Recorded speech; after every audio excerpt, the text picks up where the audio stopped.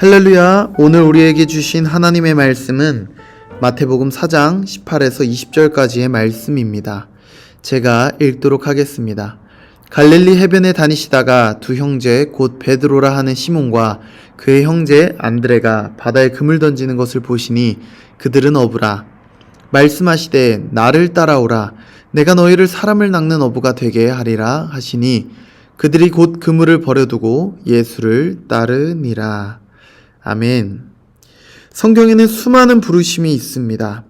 아담을 지으시고 아담을 부르셨습니다.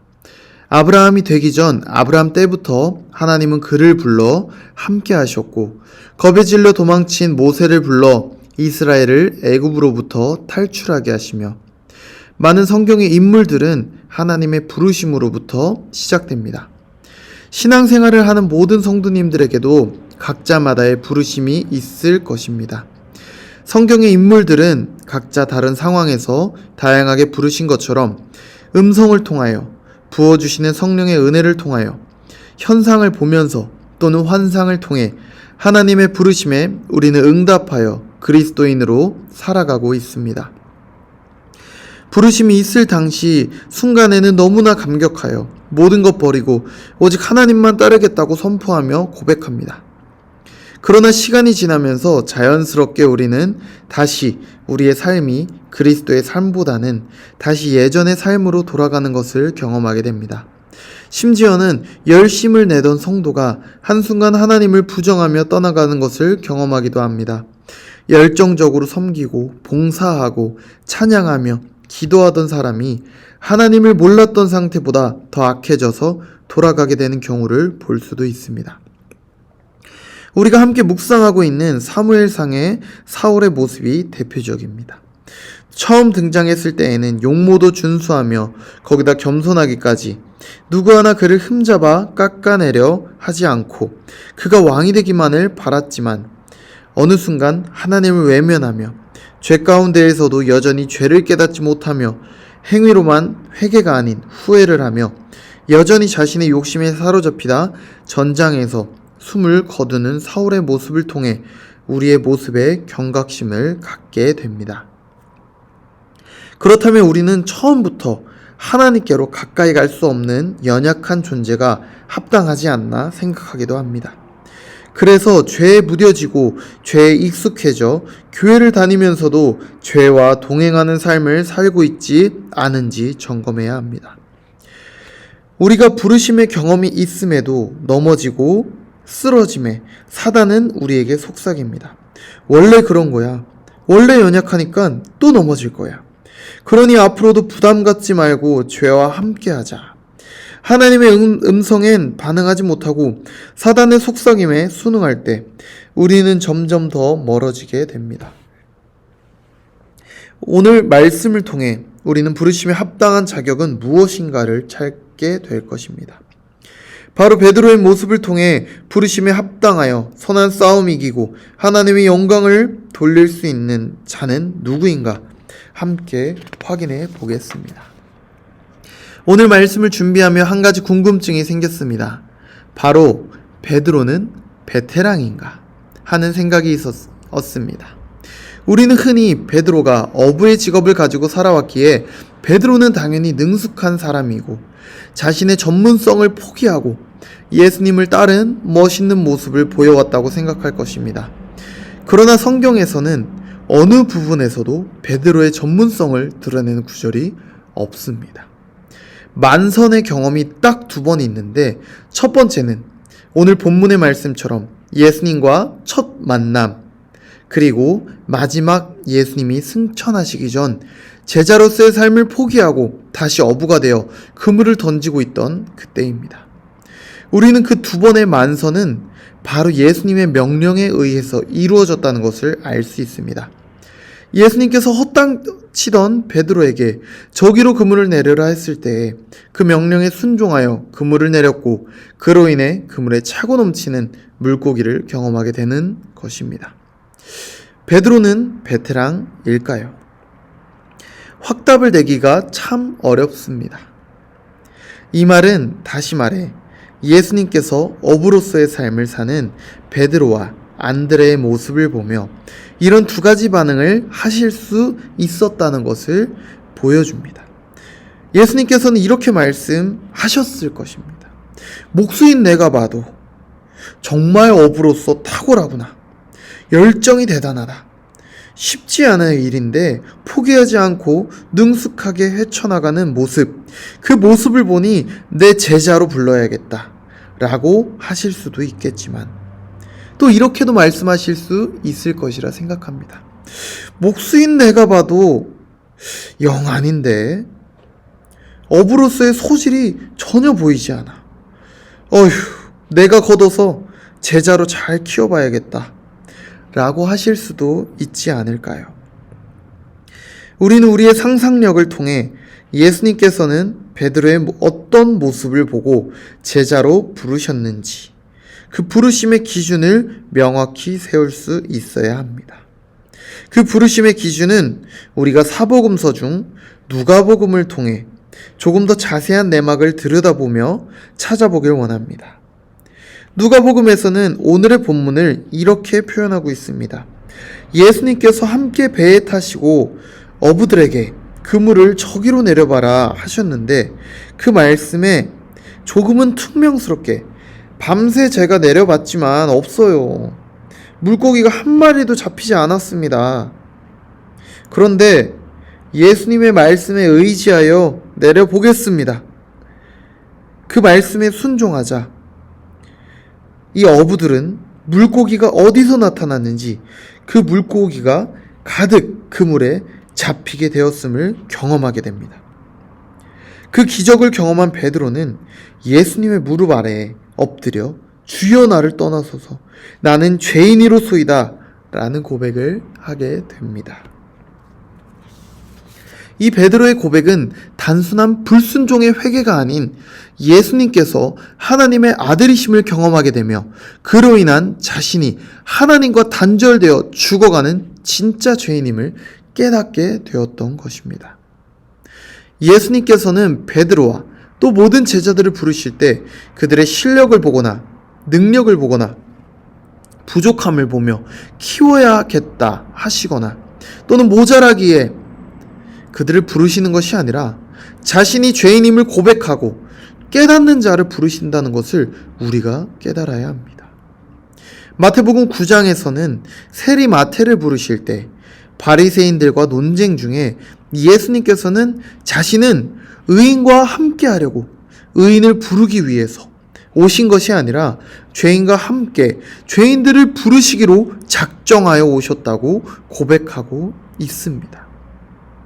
우리도 처음 신앙생활을 할 때, 처음 하나님의 부르심을 경험할 때에는 겸손해지고 낮아지기를 노력합니다. 왜냐하면 내가 죄인임을 깨달았기 때문에 우리는 자꾸 부끄럽고 쑥스럽고 혼자 힘으로는 도저히 살 수 없음을 믿으며 죄인 중에 괴수임을 알기에 하나님 앞에 설 때 자꾸만 눈물이 나고 나를 죄에서 건져주심에 감사하며 사는 삶을 살지만 시간이 지나 내가 죄인임을 잊어버리게 되면서 우리의 목소리는 커지고 욕심이 자라납니다. 그러한 욕심은 누군가를 상처주고 하나님을 후회하게 만드는 죄를 범하게 됩니다. 비단 우리의 일만이 아니라 베드로의 모습을 통해 예수님과의 공생애 가운데 여실히 드러납니다. 자꾸만 자신들이 한 자리 차지하려는 욕심을 숨기지 못해 예수님께 꾸지람을 듣고 제자들끼리 싸우고 결국엔 예수님을 부인하며 도망가게 되는 안타까운 모습이 부르심에 합당한 자가 맞는지 의심케 합니다. 그러나 우리가 붙잡아야 할 것은 부르신 자에 대한 신뢰입니다. 하나님이 나를 부르셨다는 것, 실수하지 않으시는 하나님께서 한치의 오차조차 허용하지 않으시는 분께서 나를 부르셨다는 것은 우리는 기억해야 합니다.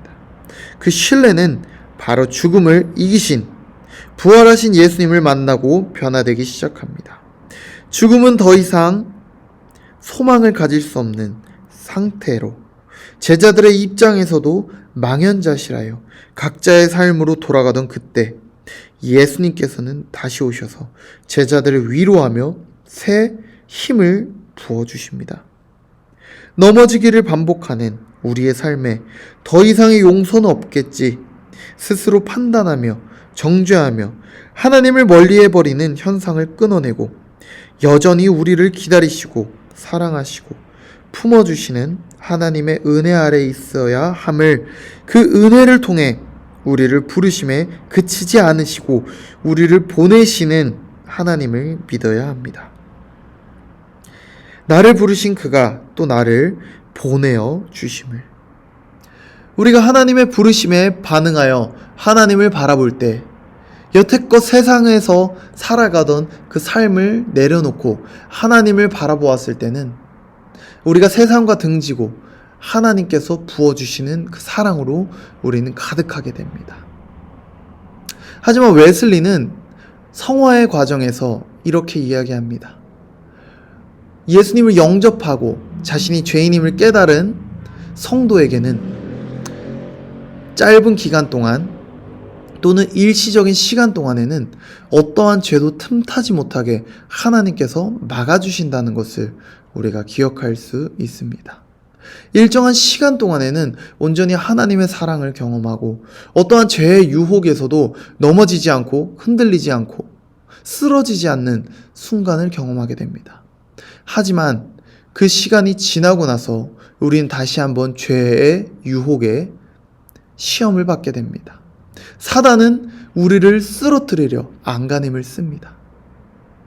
그때가 진정으로 우리가 그리스도인으로서 거듭나야 하는, 성화되어야 하는 시간임을 우리가 깨달아야 합니다.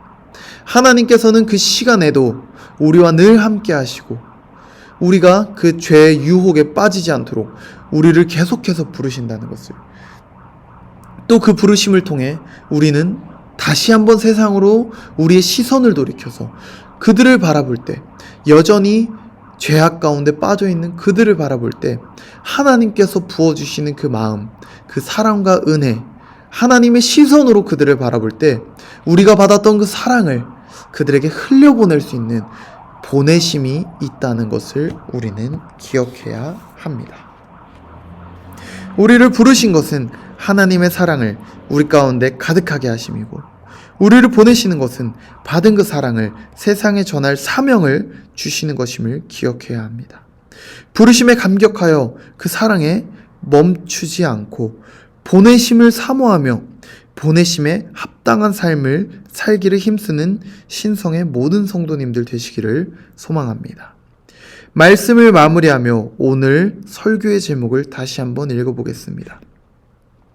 베드로는 베테랑이었을까요?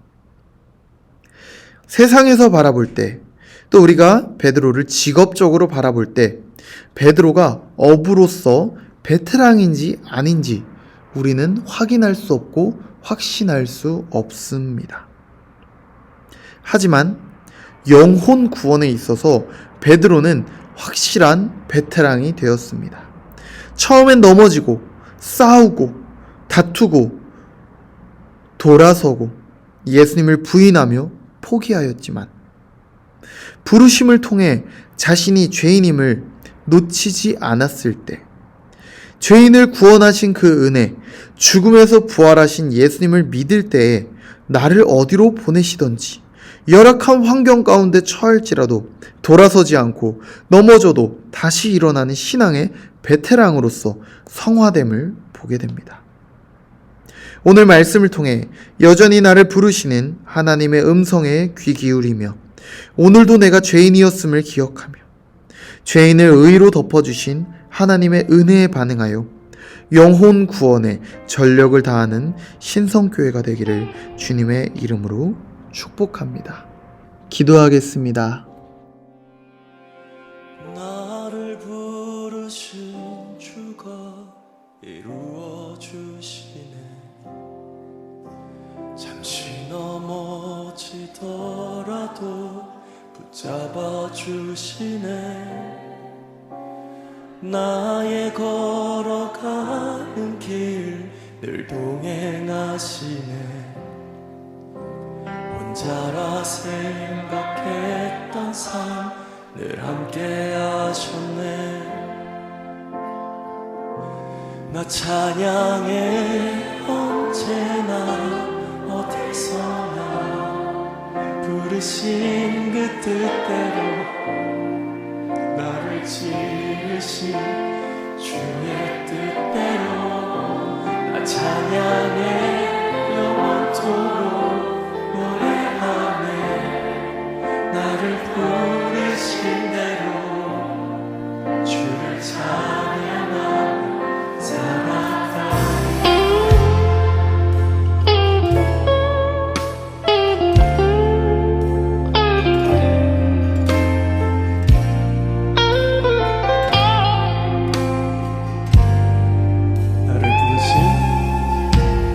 나를 부르신 주가 이루어 주시네 잠시 넘어지더라도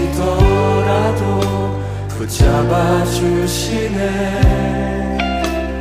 나의 걸어가는 길 늘 동행하시네 혼자라 생각했던 삶 늘 함께 하셨네 다시 한번 고백합시다. 나를 부르신 주가 이루어 주시네 잠시 넘어지더라도 붙잡아 주시네 나의 걸어가는 길 늘 동행하시네 혼자라 생각했던 삶 늘 함께 하셨네 찬양해 나 찬양해 언제나